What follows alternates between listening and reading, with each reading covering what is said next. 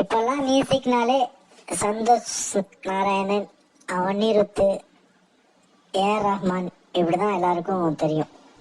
ஆனாலும் பழைய பாடல்களில் இருக்கக்கூடிய மியூசிக்கு நம்ம எப்பவுமே ரசிகராக தான் இருப்போம்.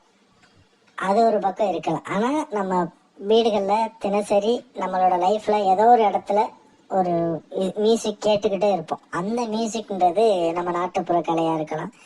அது இப்போ பல்வேறு வடிவங்களில் இருக்கலாம். தாரை தப்பட்டைன்னு இருந்துச்சு. இப்போ அதை அவங்க இப்போ இந்த காலத்துக்கு ஏற்ற மாதிரி பயன்படுத்துகிறாங்க. ஆனால் அதில் இருந்து வர்ற இசைன்றது மாறாதது தான்.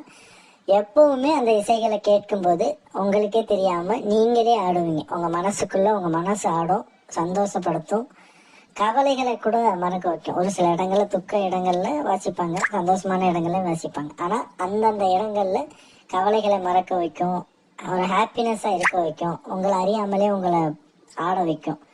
அந்த இசை என்றைக்குமே மாறாதது. அதுதான் இந்த பாரம்பரிய இசை. இந்த மியூசிக்கை கேட்டு பாருங்கள், இந்த வீடியோவை பாருங்கள்.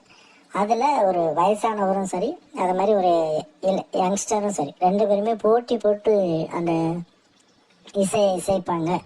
அவங்களுக்கு இசைக்கிறப்பவே ஒரு ஹாப்பினஸ் இருக்கும். அவங்கள யாரும் பார்க்குறாங்களா, அவங்க யாரையும் பார்க்குறாங்களான்னு தெரியாது. ஆனால் அந்த இசை அவங்கள மகிழ்விக்கும், அவங்களோட இசை எல்லாரையும் மகிழ்விக்கும். இந்த வீடியோவை பாருங்கள், அந்த வயதானவரோட எனர்ஜியை பாருங்கள், அந்த பசங்களோட எனர்ஜியும் பாருங்கள். அவ்வளோ ஹாப்பினஸ்ஸாக இருக்கும். நீங்களே இந்த வீடியோவை கேட்டால் ஆடுவீங்க.